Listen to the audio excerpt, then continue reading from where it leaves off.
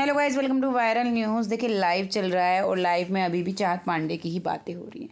भले ही चाहत एविक्ट हो गई हूँ, लेकिन घर वाले सभी चाहत के बारे में बात कर रहे हैं। और ईशा और अविनाश, ओ भाई कैसे कह रही थी ये प्रोमो में कि मुझे बताइए कौन चुगली नहीं करता है। देखते हैं रिपोर्टर क्या जवाब देती है। लेकिन बहन, वो इविक्ट हो गई है, आज भी तुम दोनों उसी के बारे में चुगली कर रहे हो। जी हाँ, अविनाश जो है लगातार चाहत के बारे में उल्टा सीधा बोलता जा रहा है।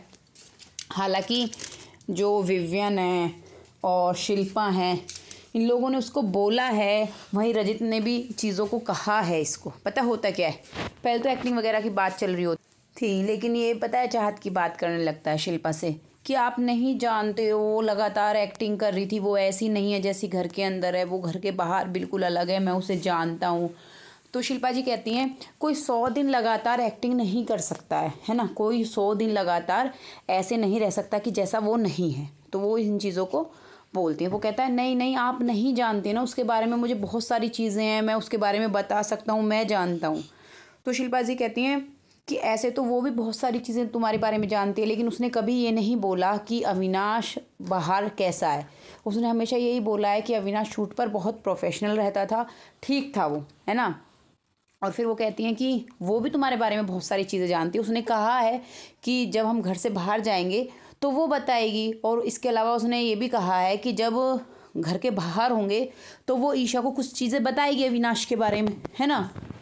तो ये तो बात डेफिनेटली है कि वो जानती है, वो सेट पे उसके साथ इतने दिनों तक काम किया है। जैसे उसकी मम्मी कह रही थी ना कि तुमने हमें बताया था कि वो लड़की बाज है, वो इसी तरह का होगा। पर वो यहाँ पे ना चाहत की बाहर के मुद्दों पर उसको पता था कि यहाँ साइड इसी की ले रहे हैं, और मतलब कितना हो हंगामा होगा, सब चीज़ें होंगी कि तुम्हारी मम्मी बाहर की चीज़ों को लेके आई है या तुम। फिर उसने वो चीज़ें दबाने की कोशिश की थी वहाँ पे कि नहीं मम्मी आपने गलत समझ लिया। सलमान से भी बोल दिया कि मम्मी ने गलत समझ लिया होगा, है ना। लेकिन डेफिनेटली वो जानती है बहुत सारी चीज़ों को, पर उसने बोला नहीं है। यहाँ जो मेकर्स चाहते थे, मेकर्स यहाँ पे मैं आपको बताऊँ, सिद्धार्थ और रश्मि वाला सिनेरियो यहाँ पे चाहते थे कि जो चाहत है वो रश्मि की तरह गंदगी करे, वो सब चीज़ें करे तो अविनाश हीरो बनेगा। लेकिन हो उल्टा गया, गंदगी की अविनाश ने। चाहत तो ऑलरेडी हीरोइन है और रहेगी, और उसका दिल साफ़ है, तो वो मतलब बाहर भी लोगों को साफ ही देखी। अब मेकर्स कितनी कोशिश कर लें, लेकिन जो ठीक होता है ना बाहर नज़र आ ही जाता है। जैसे इन्होंने खूब चाहत को गिराने की कोशिश की, फिर भी नज़र आ ही गया ना कि बाहर चाहत ठीक है।